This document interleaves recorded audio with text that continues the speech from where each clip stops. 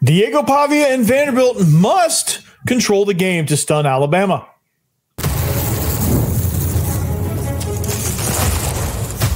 You are Locked On Vandy, your daily podcast on the Vanderbilt Commodores, part of the Locked On Podcast Network, your team every day. What's up, everybody? Welcome into the Locked On Vandy podcast on the Locked On Podcast Network. Happy Wednesday. Thanks for joining us. Thanks for making us part of your day. We are free and available wherever you get your podcasts and on YouTube as a part of the Locked On Podcast Network, your team every single day. Today's episode is brought to you by FanDuel. Right now, new customers can bet just $5. And if your bet wins, you'll get $300 in bonus bets to use across the app. Download the app today. So, again, another action-packed show. We break down this matchup. This is an epic matchup. This is College game day. I mean, we're in uncharted territory here, man. It's a top 20 matchup, College game day. You know, all the factors surrounding this game. It's a rematch. It's a revenge game for Alabama. All that good stuff. There's a lot surrounding this game. There's a lot of topics, a lot of things to break down surrounding this game. We're gonna take a look at the environment. Does it really matter? Some people say it does. We'll talk about that. You know, how do you defend Alabama? How will Alabama defend Vanderbilt? We'll break that down. Diego Pavia versus Ty Simpson. Where's the edge there in the quarterback duel? Like all of that stuff. We'll talk about that. But let's start with the quarterback duel first, because I think that's where, honestly, and it seems so cliche and it seems so obvious to say, I get it, but that's where the game and the ultimate key to the game is going to lie. Diego Pavia versus Ty Simpson. Which quarterback can really take this game and take control of this game, right? For Diego Pavia, he has to take control of this game. Vanderbilt has to take control of this game, and it starts up front and it starts with the quarterback. So, Ty Simpson versus Diego Pavia. Let's break that down. We'll start with the bad guys. Yeah, we'll start with Ty Simpson. I think when you look at this matchup, with what Ty Simpson brings to the table, like for Alabama, like he has to continue to play clean football. I think at times he gets a little flustered, but in the Florida State game, to clarify. Again, he didn't struggle, but I also think that he also in that game didn't go above and beyond to lift his team past and out of all of their struggles. I think things breaking down around them, he wasn't good enough to elevate them past all of that in that matchup. He's since gotten a lot better. Still no turnovers.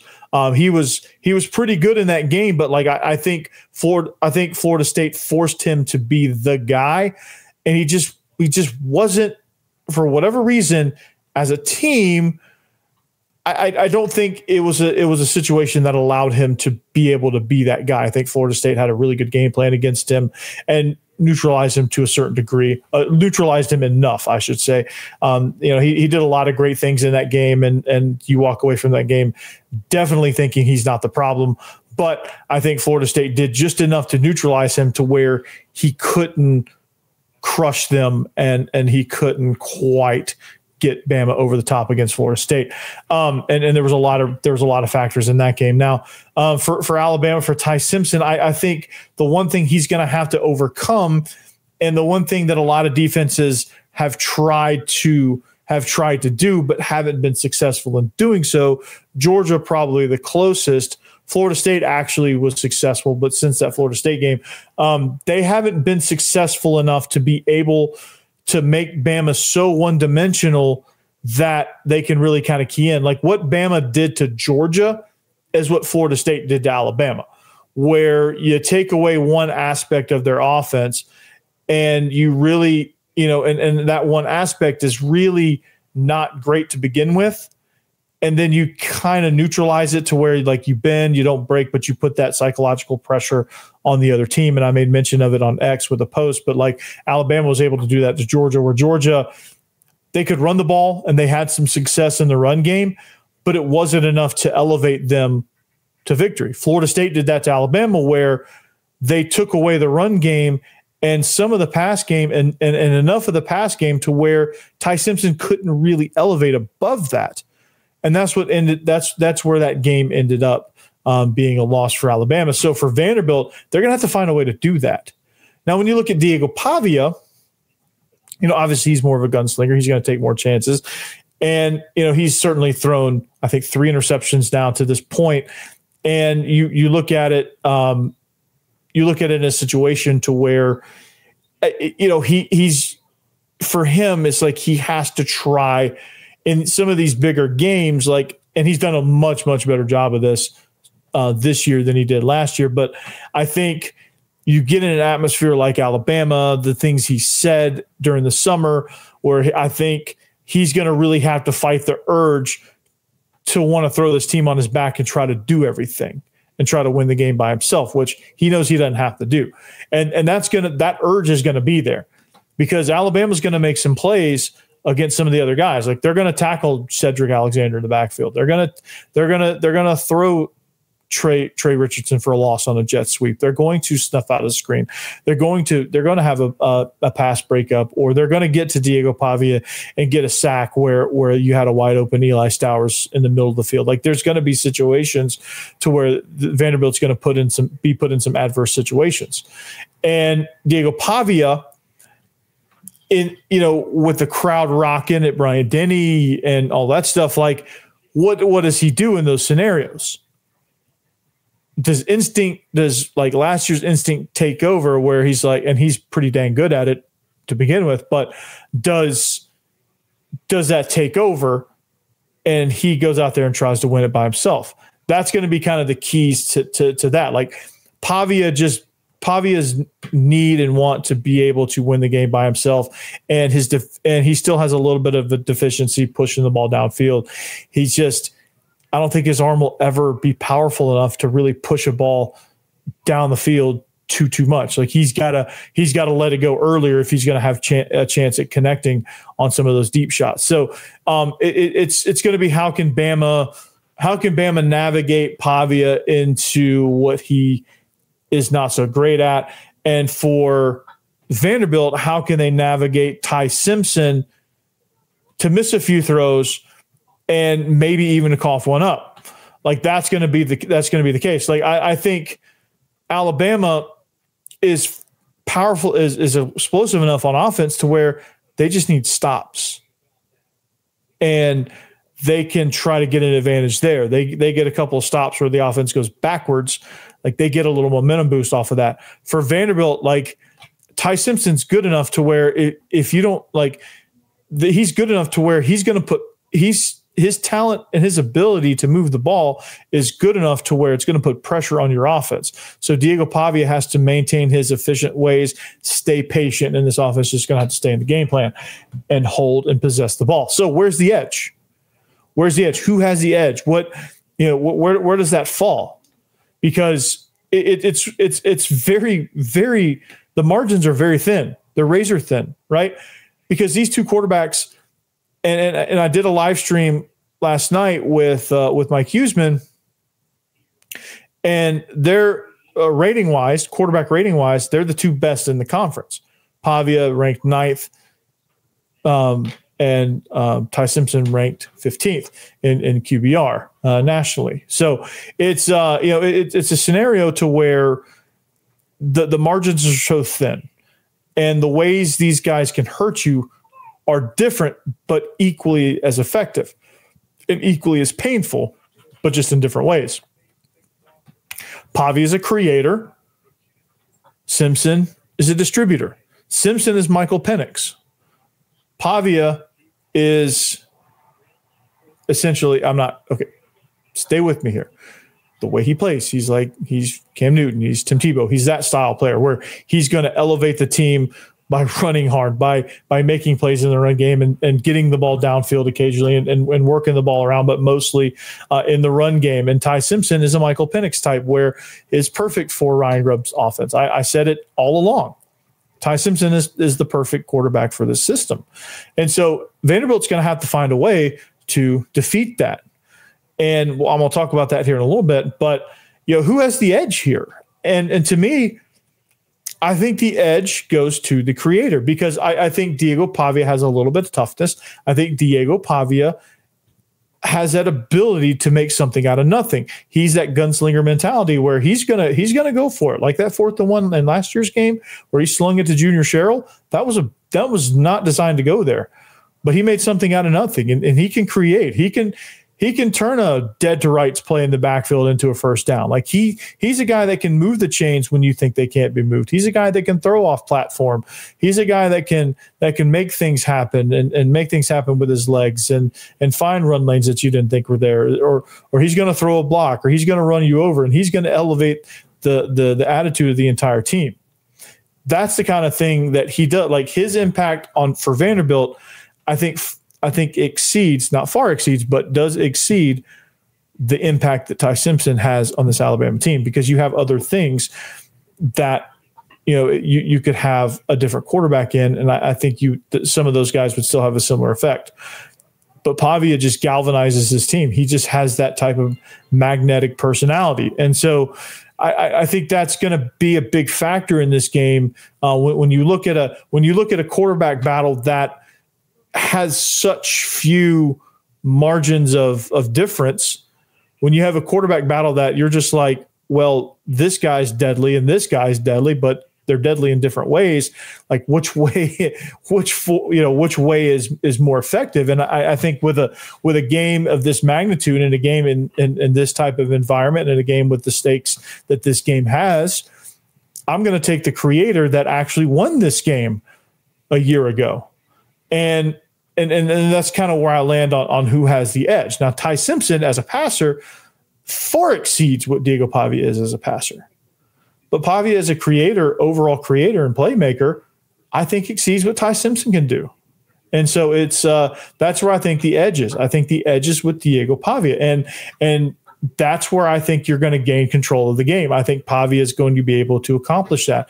And for Vanderbilt to win, they have to control the line of scrimmage. And I think that's where it is. So we're going to talk about other ways of how they're going to control it. But from a defensive perspective, what Vanderbilt's offense has to do against Bama and what Bama's defense has to do against Vanderbilt's offense, and then we'll flip the coin. But man, again, it's very imperative, and it's going to come through the quarterback. The control of the offense, the control of the game, and the flow of the game is going to come through the quarterback. And I think that's where your edge is with Diego Pavia and Ty Simpson. I think your creator is going to have more chances to create opportunities where you can move the chains. So we're going to get into a little bit of matchup stuff here. We're going to kind of get into the weeds a little bit next. But first, we're talking about Mazda. Mazda crafts cars for those who do more than simply move. Mazda delivers confidence with every ride with more IIHS top safety pick awards than anybody else. From footwork to breathwork, athletes sweat all the details, and Mazda brings this same intention to how we craft every model. You can feel Jackmanese craftsmanship in every detail, from metallic accents to available Napa leather upholstery. You can make everyday drives feel like anything but, from smooth handling to intuitive controls. With all-wheel drive standard in every crossover SUV, you can drive with confidence through almost any season. Like our players, we sweat every detail, because when you make every move count, impossible becomes irrelevant. Mazda, move or be moved. Now, we love money. And honestly, most people can't name all their financial accounts or even what they're worth, like me. Whether it's 401ks, properties, or investments. And when you don't have the full picture, you can end up leaving money on the table. That's why there's Monarch Money. It's an all-in-one personal finance tool that brings your entire financial life together in one clean, easy-to-use interface on your laptop or your phone. Monarch is built for people with busy lives. If you put off organizing finances, Monarch is for you. Monarch does the heavy lifting for you. You can link all your accounts in minutes, see clear data visuals, get smart categorization of your spending, and finally feel in control of your money without ever touching a spreadsheet. So, to me, like I love the categorization of it, because I can see where my money's going. It's probably going to takeout. It's probably going to go orders and food, but nonetheless, it's gonna let me set goals and do all that stuff. So don't let financial opportunities slip through the cracks. Use code LOCKEDONCollege at monarchmoney.com in your browser for half off your first year. That's 50% off your first year at monarchmoney.com with code LOCKEDONCollege.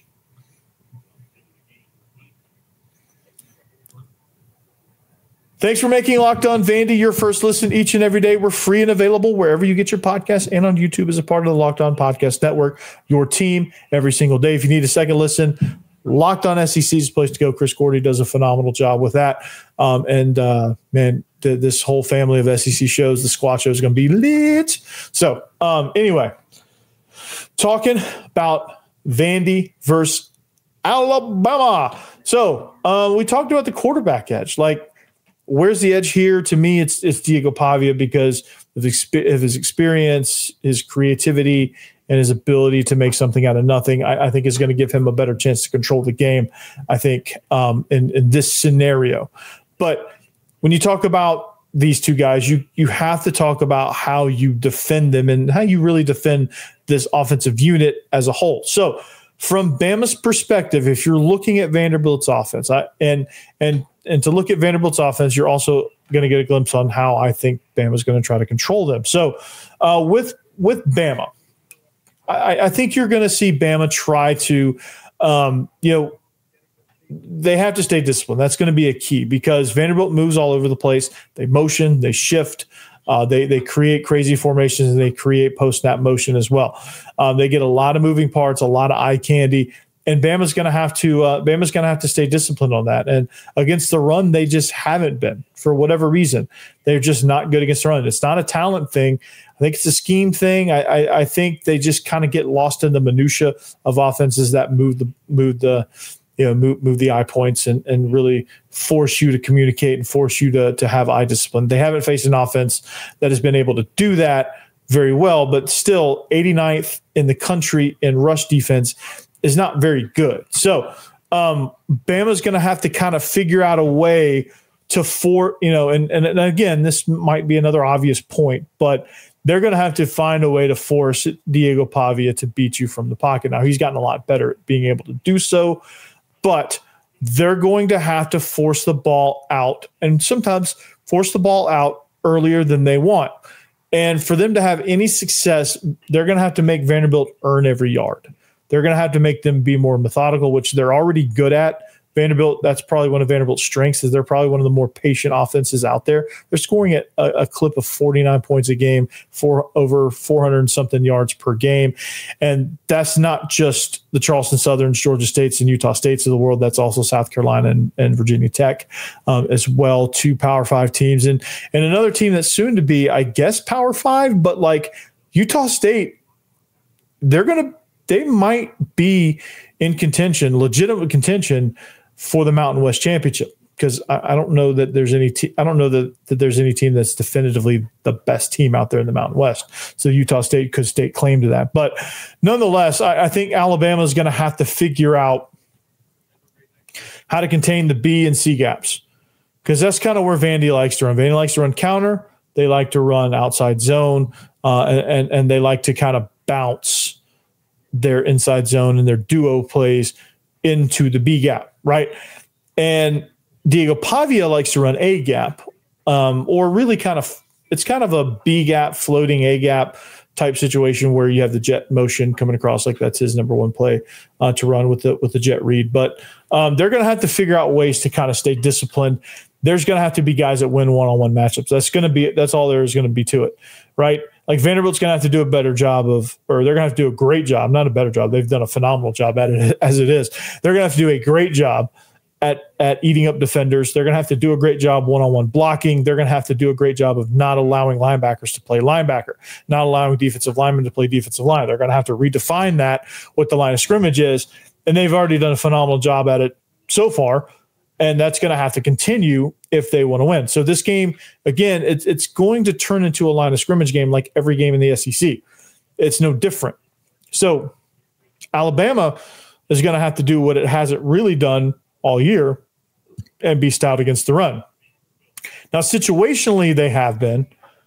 But I think when you're in a scenario to where it's, the odds are 50-50 or close to that range of run or pass, like the situation is not an obvious run, not an obvious pass, could go either way, they're not very good. But like if you get into an obvious run situation, obviously they're going to be pretty good at that. They're going to load up. But I just think Kane Womack, just for whatever reason, has not found his groove as far as defending teams and defending them what they want to do. and really being able to teach eye discipline. And maybe it's just because, they might have too much. Like, there's a lot of factors that play into that. But for whatever reason, it just hasn't worked. It just hasn't happened defending the run. And I think that's where Vanderbilt can strike them, because Vanderbilt is a run-heavy ball control type offense that can throw the ball a lot better than it used to could. They're 50, but it's going to have to come from that. Now, what Vanderbilt does a really good job of is pre-snap. They do a really good job of giving you eye wash, eye candy. They do a really good job of in the RPO game, to where guys are very uncomfortable and guys are put in conflict.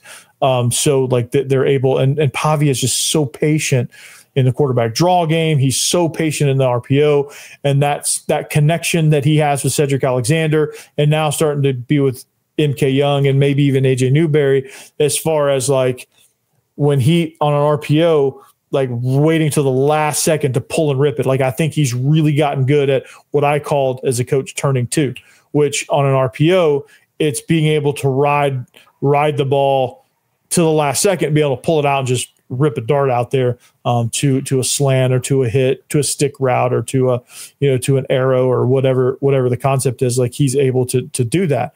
And what that does is it draws defenders in. And so when you put defenders in a bind like that, you force them to communicate and you force them to make a decision. Where RPOs don't work is you get impatient quarterbacks that they can't see it as well, so they have to guess. They get impatient, and defenders are able to dictate where they go with the ball, versus Diego Pavia, where he's like, okay, make a decision. Oh, you're going to stay? Okay, I'm just going to give it. And it's 5 yards. And I'll take 5 yards. Vanderbilt has been elite on third down. They're fourth in the country at conversion rate at 60, we'll round up to 61%. They've been great in the red zone, 96% scoring. That's good for 10th or 15th in the country, which is insane. That there are 14 other teams, 96%, like that's 15th best. That's pretty wild. And they've been really good at controlling the ball. They've been really good at staying on schedule. If there's a stat, I'm not really going to look it up because I'm just not going to do it. But there's a stat for like winning the down. So like, I think for Alabama's defense, they've got to figure out a way to force Vanderbilt into their least common denominator, which is passing the ball. So that's got to be kind of where, and Vanderbilt's got to understand that they're going to try to do that. Vanderbilt's got to understand that they're going to sell out against the run. They're going to make sure that's their number one goal right now, because it happened last year. They're going to make sure it doesn't happen this year. They're going to make sure number two doesn't run all over them. That's going to be their goal. That's what they're going to stop. And they're going to be like, okay, come and get it. Throw it on us. And Diego Pavia is a lot better at that. So we'll see kind of how that turns out. That's where I kind of think there's an edge, because Diego Pavia is a much better passer than he was a year ago. So what Alabama's going to try to do to stop him, it's going to be interesting nonetheless. So I'm going to finish breaking this thing down, because I want to talk about Vanderbilt's defense against Alabama's offense. The environment, here's my opinion about the environment. I don't think it matters as much. I really don't. I don't think it's going to bother them. I think they're battle tested. So we'll talk more about that later, but here we go. Hey, FanDuel. Do you play FanDuel? I play FanDuel. I love FanDuel. And if you're a new customer, you should really love it, because if you bet just $5, you get $300 in bonus bets if you win. That's right. Pick a bet, put down $5, and if it hits, you'll unlock $300 in bonus bets to use across the app. So what I love about it is the same game parlays. I love the live bets, like during baseball season, especially. I'll go in and live bet like a 7th inning game, and maybe just throw like $1 or $2 on it, and just try to win a few cents on like the freaking Rockies versus Mariners, like game that I care nothing about, but like now I'm going to at least watch the score line on that. So, but I love doing player props for NFL. I love doing same game parlays for college. Like I love playing different things for different leagues. So, it just makes watching sports a lot more fun, because you're just more invested. You're literally invested into it. But if you're a casual fan, you love it. If you're somebody that loves to dive into stats, you love it. FanDuel makes game day experience so much better. So what are you waiting for? Visit FanDuel.com to download the app today. Download the FanDuel app today and get started. Hey, talking about Square, man. This episode is brought to you by Square, your favorite neighborhood spots run on Square. There are certain businesses that make the neighborhood the neighborhood. These are places that become extension of home, whether it's sports bar dedicated to your team's fan base, the spot with the best wings in town for game day, or that beloved local chain that's rooted in your community for years. These businesses are what bring people together. When neighborhood businesses thrive, the whole neighborhood thrives. So, honestly, there's a spot. It's sprouted up a few locations now, but like there's a place called Waldo's Chicken and Beer, and that place is a staple. There's one nearby right around the corner from me, and it's phenomenal, man. And it's a game changer, dude. And you walk in there, it just feels like home. You're gonna get great food, you're gonna get great service, and you're gonna enjoy. Everybody's happy there. Like I've never seen somebody upset at Waldo's. I'm sure it is. I'm sure it has existed. I've just never seen it. And then of course, Mas Tacos is so much fun. It's authentic Mexican tacos. It's like a taco stand. It's like a taco shack, really. It's phenomenal. Man. It's the best fish tacos I've ever had in my life. So if you're in Nashville, go to Mas Tacos for sure. It's just, again, I just love supporting these places, and of course, Square is a big part of it and a big part of what they do. So Square is a proud partner of more than 400 million neighborhood businesses around the world. You can go to square.com/go/lockedoncollege to learn more. But before you do, go support your favorite neighborhood spot. You'll be happy that you did. Square, see you in the neighborhood.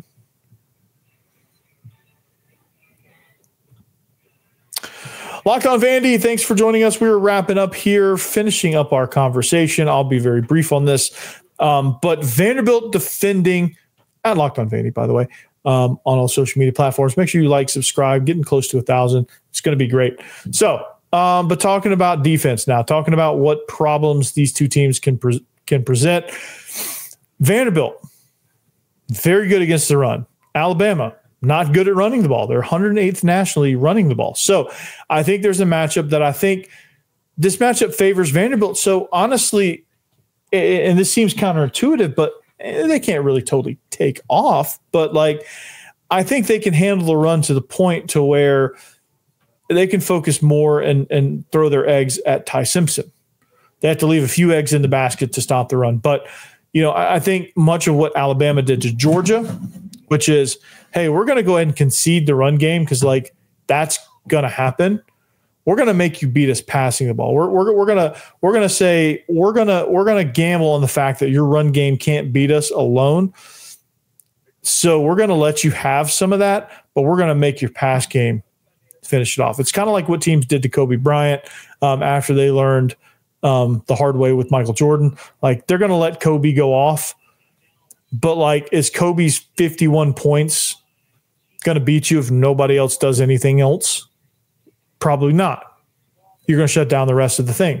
So that's kind of what I think Vanderbilt's going to employ. They're going to be like, okay, your run game, you can name whatever you want to do. You're not going to you're best at throwing the ball to your wide receivers, Isaiah Horton, Ryan Williams, Jeremy Bernard, the great, talented receiving core, and they're as good as they might be the best in the country. So Vanderbilt's going to have to put most of their eggs in that basket, and I think that being able to disrupt the timing of them, I think it's kind of also, it seems counterintuitive, but teams that I read a Bill Belichick book, and he was talking about his game plan against the St. Louis Rams, the greatest show on turf. And he's like, yeah, if I try to get pressure on Kurt Warner, we're toast. He's just going to get the ball out. We're not going to be able to get there. He's going to get the ball out, and those guys are going to be dancing in the end zone. So what he actually did was he's like, you know what? We're not going to try to get pressure on Kurt Warner. We're going to rush with 4, sometimes 3. And we're going to disrupt his throwing lanes. We're going to disrupt his guys at the line of scrimmage. We're going to knock those guys around. We're going to be physical with the wide receivers. Torrey Holt, Isaac Bruce, Marshall Faulk, Ricky Prohl. Those guys are not going to have an impact on this game. We're going to make sure they can't get off the line of scrimmage. So that's where they're at. And I think Vanderbilt, to a certain degree, I don't know if they're going to actually do that, but Steve Gregory, having played for Bill Belichick, you might see that. You might see that. And I think that's where Georgia was not able to do that. I think they were focused on throwing bodies at him, and they couldn't sustain. So that's kind of where I see that. It's just going to be, how can you disrupt Ty Simpson the best? And that's disrupting his timing. That's disrupting his ability to throw into the lanes he wants to throw to, and to be able to throw at the top of his drop, whether it's a 5-step, 3-step drop, whether it's a catch and release. Like if he can hitch at the top of that, you've got a chance. And that's where this game's going to lie. So, like I said, environment, maybe, I don't know. I don't know if that really matters. I think this team's veteran enough to have that not really be a huge factor. And obviously, Bryant-Denny is a tough place to play, but I don't know. I don't know if it's a huge factor or not. But nonetheless, it's going to be an exciting game. There's going to be a lot of matchups, a very, very intense chess match. But until next time, got a crossover coming with Luke Robinson and hopefully Jimmy Stein of Locked On Bama, going on the Herb and Raj podcast. I'm taking an away trip. I'm going to be the visitor on an appearance, and then of course we're going to why Vandy wins, keys to the game, predictions, all that good stuff too, coming up for to round out the week. Until then, anchor down. Peace.